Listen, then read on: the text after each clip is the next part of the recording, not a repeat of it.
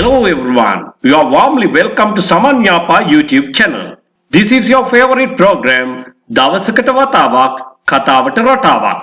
අද දවසේ පාඩමින් මම ඔයාලට කියලා දෙන්නේ පිට පිට නැවත නැවතත් මෙන්න මේ අදහස ගෙන දෙන සරල වාක්‍ය කොහොමද නිර්මාණය කරගන්නේ එදිනදා කතාබහේ පාවිච්චියට කියලායි. එහෙමනම් සුපුරුදු විදිහටම පාඩමේ මුල ඉඳන් අවසානයේ දක්වා රැඳී ඉන්න ඔයාට මේ සියල්ල හොඳින් ඉගෙන ගන්න හැකියාව තියෙනවා. එයා පිට පිට එකම දේ දෙපාරක් කළා. ඔහු පිට පිට උසාවි නියෝගයේ කඩ කළා. ඇය එකම දේ නැවත නැවතත් කළා. මෙන්න මේ වාගේ අදහස් කොහොමද අපි ප්‍රකාශ කරන්න කියලායි දැන් සාකච්ඡා කරන්නේ. එයා පිට පිට එකම දේ දෙපාරක් කළා. He repeatedly නැවත නැවතත් පුන පුනා පිට පිට මෙන්න මේ වාගේ සිංහල අර්ථ ගෙන දීම සඳහා අපි භාවිතා කරන ක්‍රියා විශේෂණ පදයක් තමයි repeatedly කියලා කියන්නේ. නැවතත් මම එහි අර්ථය කියන්නම්. පිට පිට පුන පුනා නැවත නැවතත් වැනි ප්‍රධාන අර්ථයන් ගෙන දීම සඳහා භාවිතා කරන ක්‍රියා විශේෂණ පදයක් තමයි repeatedly කියලා අපි කියන්නේ. He repeatedly did it ඒක කළා.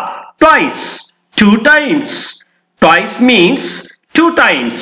එයා පිට පිට නැවත නැවතත් එහෙම නැත්නම් පුන පුනා එකම දේ දෙපාරක් කළා. He repeatedly did it twice. He repeatedly violated උල්ලංඝනය කරනවා නීතියක් රෙගුලාසියක් උල්ලංඝනය කරනවාට අපි කියනවා violate කියලා. He repeatedly violated the court order. He repeatedly violated the court order. ඔහු පිට පිට උසාවි නියෝගයේ කඩ කළා.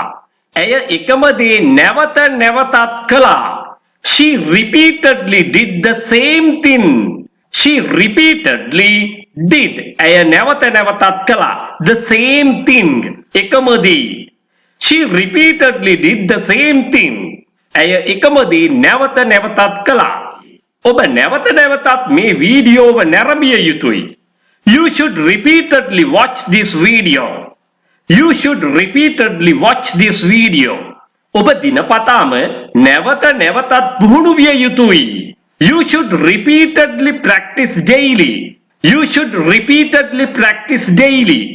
දේශපාලකයන් විසින් අපිව නැවත නැවතත් මුලා කළා, රැවට්ටුවා. අපි එතකොට පාවිච්චි කරන ක්‍රියාපදේ තමයි deceive. We were repeatedly deceived by the politicians.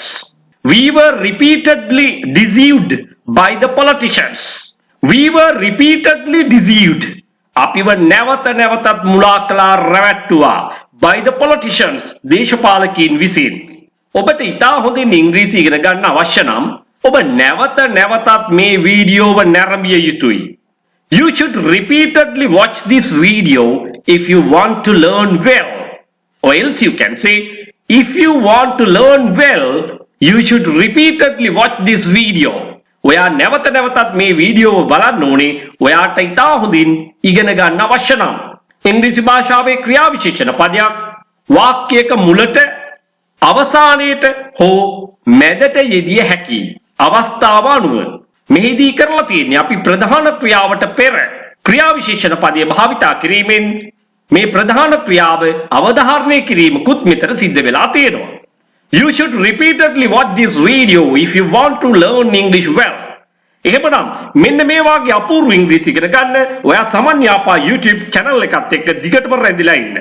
පාසල් යන දරුවන්ට උසස් අධ්‍යාපන කටයුතු වල නිරත වෙලා ඉන්න අයට, රැකියාවල නිරත අයට, ඒ වගේම රැකියාව බලාපොරොත්තු වෙන සිටින අයට. එහෙමත් නැත්නම් විභාග ප්‍රතිඵල බලාපොරොත්තු වෙන සිටින කෙනෙක් වෙන්න පුළුවන්. ඔයාගේ දැනුමට ගැලපෙන විදියට කණ්ඩායමකට එකතු වෙන්න පුළුවන්. එහෙම නැත්නම් තනි පුජ්‍යල පන්තියක් සංවිධානය කරගන්නට පුළුවන්. මේ සියලුම පන්ති දෙආකාරයකට පැවැත්වෙනවා. ඔන්ලයින් ක්ලාසස් ලෙසත්, නේවාසික පුහුණු කඳවුරු ලෙසත්. විශේෂයෙන්ම පාසල් යන දුවලා පුතාලට නම් ඔවුන්ගේ නිවාඩු කාලවලදී මේ නේවාසික පුහුණු කඳවුරු සඳහා සහභාගී වෙන්න පුළුවන්. සාමාන්‍ය පෙළ විභාගයෙන් පසුව, එහෙම නැත්නම් උසස් පෙළ විභාගයෙන් පසුව ප්‍රතිඵල බලාපොරොත්තු වෙන්න ඉන්න සිසුන්ට දින 45 නේවාසික කඳවුර සඳහා අනිවාර්යයෙන්ම සහභාගී වෙන්න පුළුවන්. ඒ වගේම වැඩිහිටියෙක් වෙන්න පුළුවන්, රැකියාවක් බලාපොරොත්තුෙන් ඉන්න කෙනෙක් වෙන්න පුළුවන්. මෙකී නොකී ඕනෑම කෙනෙකුට ඉංග්‍රීසි භාෂාව ව්‍යාකරණානුකූලව ඉගෙන ගන්න ගමන් චතුර ලෙස ඉංග්‍රීසි කතා කිරීමට අවශ්‍ය නම් ඔවුන්ට නේවාසික කඳවුරු සඳහා සහභාගී වෙන්නට පුළුවන්. ඔබ මේ සම්බන්ධව උනන්දුවක් දක්වන්නේ නම් ඔබගේ අවශ්‍යතාවය පැහැදිලි කරමින් 071 011 22 62ට දැන්ම WhatsApp voice message එකක් යොමු කරන්න.